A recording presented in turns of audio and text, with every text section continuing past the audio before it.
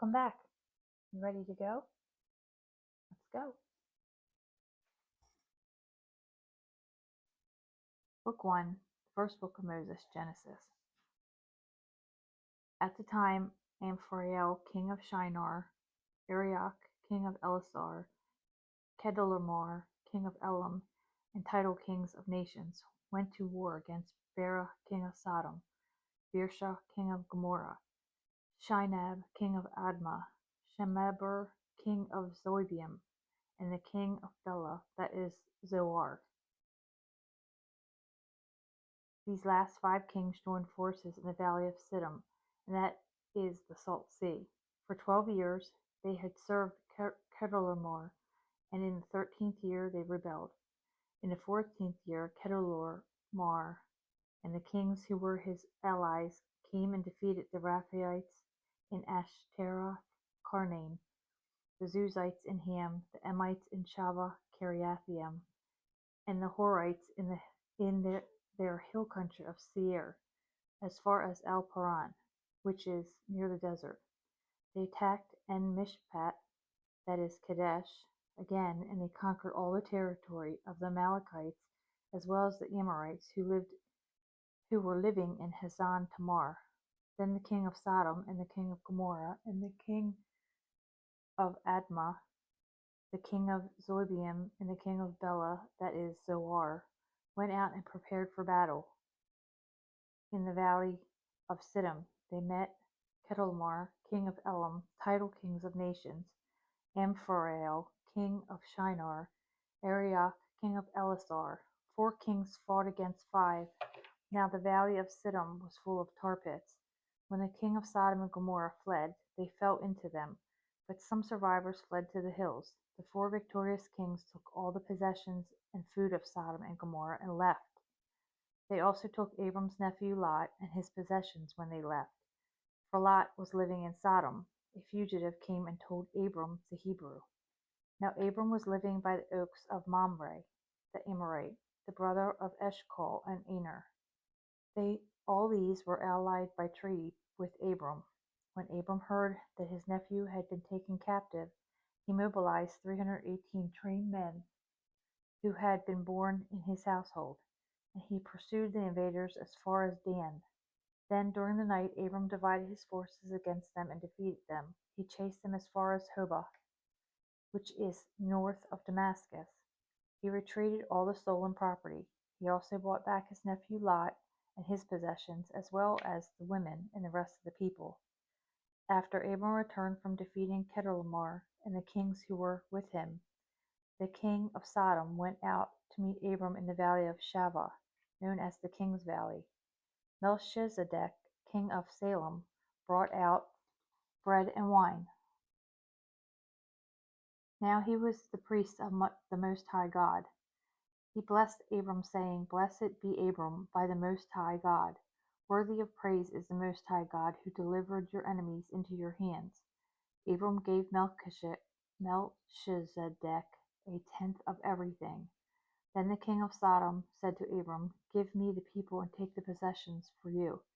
But Abram replied to the king of Sodom, I raise my hand to the Lord, the Most High God, creator of heaven and earth, and vow that I will take nothing belonging to you, not even a thread of a strap of a sandal, that you may never say, It is I who made Abram rich, and I will take nothing except compensation for what the young men have eaten, as far as the share of men who went with me, Aner, Eshcol, Mamre. Let them take their share. Chapter 15. After these things the word of the Lord came to Abram in a vision. Fear not, Abram, I am your shield, and I am the one who will reward you in great abundance. But Abram said, O sovereign Lord, what will you give me, since I continue to be childless, and my heir is Eliezer of Damascus? Abram added, Since you have not given me a descendant, then look, one born in my house will be my heir. But look, the word of the Lord came to him. This man will not be your heir, but instead a son who comes from your own body will be your heir. The Lord took him outside and said, Gaze into the sky and count the stars, If you are able to count them, then he said to him, so will your so will your descendants be.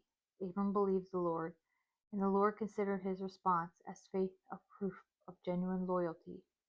The Lord said to him, I am the Lord who brought you out from Ur of the Chaldeans to give you this land to possess. But Abram said, O sovereign Lord, by what can I know that I am to possess it?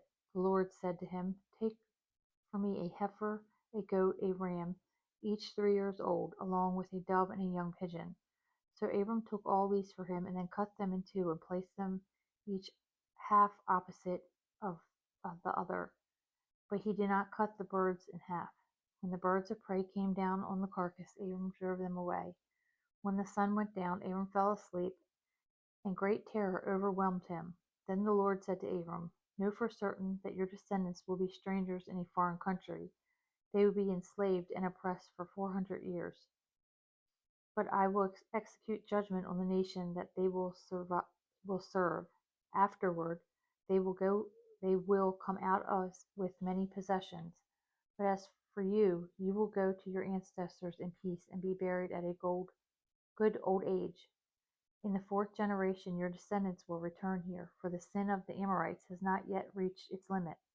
When the sun had gone down and it was dark, a smoking firepot with a flaming torch passed between the animal parts.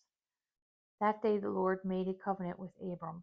To your descendants I give this land, from the river of Egypt to the great river, the Euphrates River, the land of the Canaanites, Kenizzites, Cadmonites, Hittites, Perizzites, Rephaites, Amorites, Canaanites, Girgashites, and Jebusites. Chapter 16. Now Sarai, Abram's wife, had not given birth to any children, but she had an Egyptian servant named Hagar. So Sarai said to Abram, since the Lord has prevented me from having children, have sexual relations with my servant. Perhaps I can have a family by her. Abram said to Sarai. Abram did what Sarai told him. So after Abram had lived in Canaan for 10 years, Sarai, Abram's wife, gave Hagar, her Egyptian servant, to her husband to be his wife. He had sexual relations with Hagar, and she became pregnant. Once Hagar realized she was pregnant, she despised Sarai. Then Sarai said to Abram, you have brought this wrong on me. I allowed my servant to have sexual relations with you. When she realized she was pregnant, she despised me. May the Lord judge between you and me, Abram said to Sarai.